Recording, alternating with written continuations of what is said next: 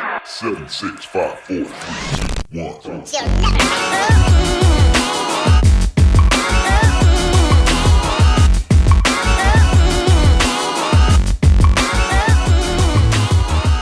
What's up, guys? Welcome to today's vlog. Today what we're going to be doing is going over a haircut that I did on one of my longtime clients, Toby. He's headed off to college, so this is definitely a salon-friendly haircut. It's also a great haircut for any kid going back to school, and also any adult really as well. So I think you guys are going to like this cut a lot. It's very salon-friendly. Check it out. Let's get started with our step-by-step.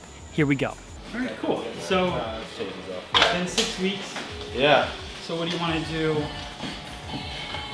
You've seen the pictures. It's for your big college haircut. Is that what it's going to be called? Back to school? I don't know what we're going to call it. Yeah, I mean, if we can go with the usual, but if you wanted, if you had something else in mind, like, No, that's cool. I mean, just always shorter on the sides. Yeah. Not too long on the top. And you want to do the Yeah. part? Yeah. Okay. Fade in the back, clean around the ears, just clean cut.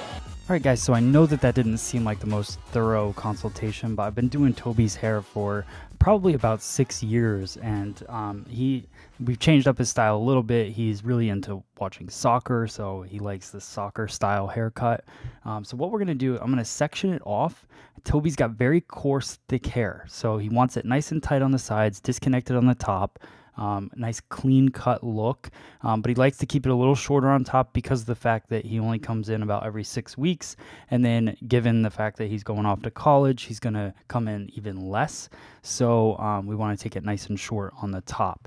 So we're going to start off, I part the hair where he's going to wear his part. Then I go in with my 2 guard. This is a plastic clipper guard on the Andis Master Series clipper, and I start off there. I want to feel out how he likes the length. So what I'll do is I'll cut the temple area, and then I'll ask him, does that length look good as a starting point? And then we go through and we just start cutting it that way. This is also a fully closed clipper, so that means that it's the shortest possible. You can see that lever on the side of the clipper that adjusts the length, so you can have a 2 closed or a 2 open, as they call it, and the 2 closed is the shortest it can be. So right before it drops down to a 1 guard. So we're just going through, I'm following that round of his head and working my way through into the back. I like to have that diagonal back feel. I've talked about this in many videos if you guys have been following along and watching, but I really like following the head shape back down to the lower crown area into the occipital bone. It's usually the path that I take, and then I decide after that, do I want to take it a little higher than that, or so on and so forth. I don't do this necessarily like everyone else. That's not my goal. I go through and I do it the most efficient way for me. What I realized going through Toby's hair, it's so thick and so coarse, and it was so long since he had been in. It had been about 6 weeks. So I needed to switch to my Andis Supra ZR, which is a more powerful motor clipper that we've talked about in the past as well. I've done a review on this clipper. It's super powerful. It's motor driven, so it'll get through hair a lot easier. Now, what you'll notice is I went from using a 2 guard, plastic guard, to a 3 3/4 blade.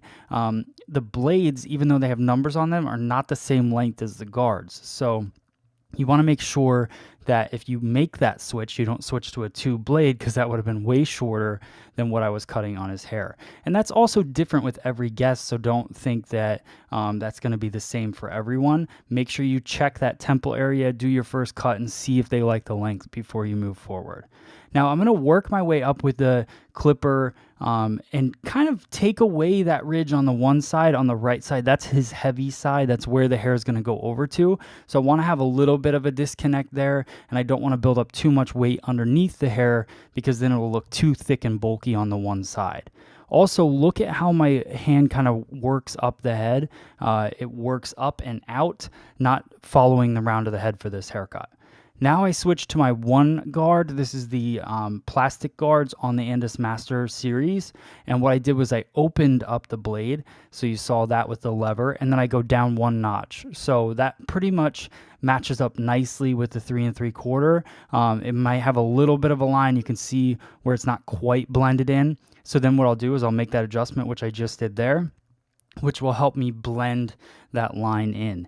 That's the great thing about the Master Series and why you can't just have one tool to work with. I love using the Master Series. I love the Super ZR. I also love using my scissor over comb techniques, trimmer over comb. We're going to use all of those techniques in this video because not one technique or one tool is going to make that blend for you.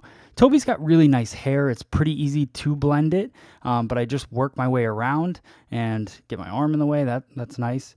And then I just work through it. You can see that weight line right there. So I'll make that adjustment on the clipper arm, and that will help me fade in his hair. You can see how it starts to disappear there.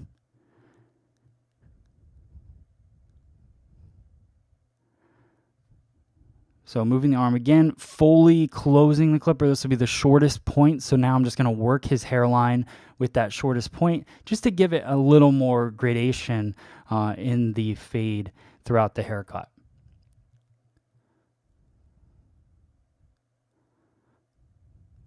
Same thing, as I'm working, I'm just messing with that arm on the clipper because that gives me those different lengths and helps me fade it in different areas. The head is not flat, and that's the challenge that people have when they go into to blend and fade hair, is that there's little divots in the head sometimes, and then that's why you get those deep, shadowy spots within the haircut. Now I'm just going to go around the hairline with my trimmer. I'm not altering the hairline. That's not my goal. In some haircuts, some people do.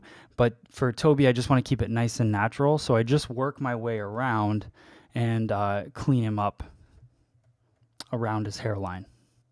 So I like to draw my first line in the back, and it's really just following his natural hairline, but just draw that first line, and then I'll go to the opposite side, and I'll work my way through, and then I'll go down the back and clean it up that way. I like to do the two sides first, then the back.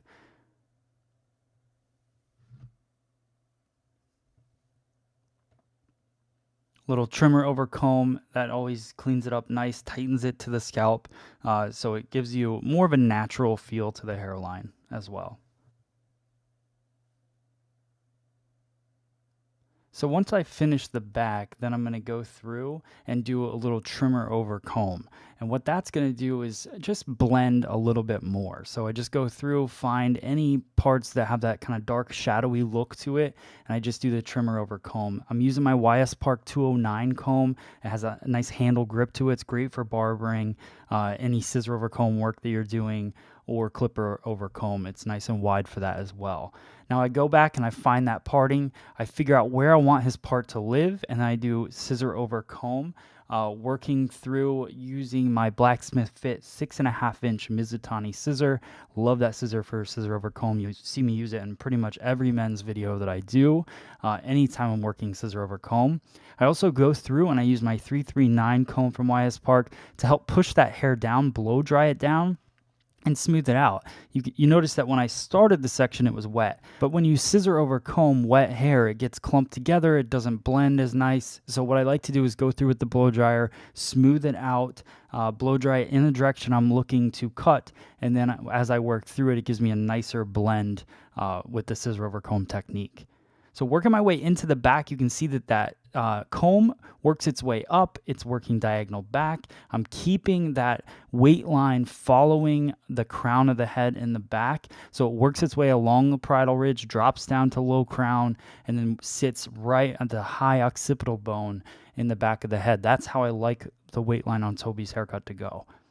So just working through scissor over comb. Notice that steady blade stays on the bottom, pretty much hangs out at the bone of the comb. So as I'm working the comb through, it's scooping the hair up. It works just like a clipper. Clipper has the guard, the teeth. It works its way up the head, and then there's a blade that comes back and forth. The only difference between scissor over comb and clipper over comb is you have a little bit more control with how you want to work and how much weight you want to take out.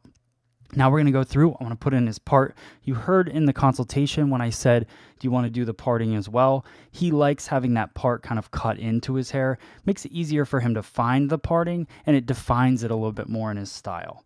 So I go through and I use the steady blade and I just cut down the parting. You can also do that with a, like a razor. You can do it with your trimmers. So there's a lot of different options for that. So what you notice here is I took out the corner of this part of the haircut and I cut it nice and short. It's more creating a disconnect. You're going to see why in 1 second. So I go through, I clean it up, scissor over comb, and then you can see how that hair just kind of falls over disconnected. I love that. I think it makes this style what it is. And then I go through from that point back and I blend it. So I still want the side to be blended. I don't want it completely disconnected. I think a lot of people do that. They disconnect the entire top and flop it over. I think there's a lot of different ways to create disconnection, but you don't have to disconnect the entire thing. It almost makes the haircut look undone. This makes it look more done. So I work my way all the way through, over directing the hair over that disconnection. What that's going to do is blend the back for me. I still have the disconnect in the very front. You can see it right there. I'm still blending beyond that. So that's nice and clean in the back. And then I work my way into the crown, working kind of a diagonal section throughout the crown area. I move the crown around to see how it's going to fall. And then once I figure out how it's going to fall, then I go in with my cut. So I'm following the round of the head in the back here, making sure to keep it nice and connected and blended as I work through. There's another thing I want you to notice as I work my way towards the parting. I'm leaving that disconnected. I'm not blending that side because I want that longer piece to kind of hang over the top. That's what separates the two sides and also gives it a nice disconnected feel in the haircut, even though everything from that point on is very blended. So it gives it such a clean cut look. That's why this is great for a younger kid if you're going to do this haircut on them, because it is disconnected, but they're just going to sweep it over to the side and it's going to blend all from there. And then what I do is once I get through and where the head starts to curve down, I over direct everything to me on the opposite side, so on the part side, and I cut it on a diagonal, which gives me a nice shorter piece there to help kick up and flip the length over to the side. Now I'm going to use the Donald Scott Prepare. This is a coconut oil based. It's great for razor cutting in the hair. It gives it a nice glide. It's really what it's used for mostly, is preparing the hair for razor cutting. Conditions the hair, but it also conditions the skin, and it's a nice little glide slip for using your straight blade on the neck. Now obviously you would not use this product on the face to do a straight razor shave, but it's great for just cleaning up your guest's neckline. Also adds a little bit more detail, a little more of a personal touch to their haircut, especially in the hair salon, which is something that we don't do a lot of that neck shaving. So it's something great to add on to your service to make your haircuts, stand out. So now I go through with the blow dryer using the nozzle to help smooth some of Toby's coarse hair down, and using the comb. This is the YS Spark 209 comb that we use for our scissor over comb and all of that. It's got a little bit wider teeth, so I just go through, blow dry his hair. It doesn't get tangled up in there. Then once I have that, I use my Pink Ruzel product, which has a semi-gloss feel to it, but it's definitely matte, has a really heavy hold, one of my favorite products that they make. So I go through there, I work the product into the hair, down the sides of his hair, and then I take my 339 comb and I comb the product through. Talked about this in a past video. You definitely want to comb the product through the hair. You want the product on every bit of the hair. That's what creates the style. And the Ruzel products are nice and heavy, so the thing I love about that is they stay in your hair all day. You can see the clean cut. Toby looks cool. He's ready for school. I hope you guys like it. Let me know in the comments below. Thanks for watching, guys. I wish I could wear this shirt's okay, but I wish I had a nice shirt. I packed all my good ones, and then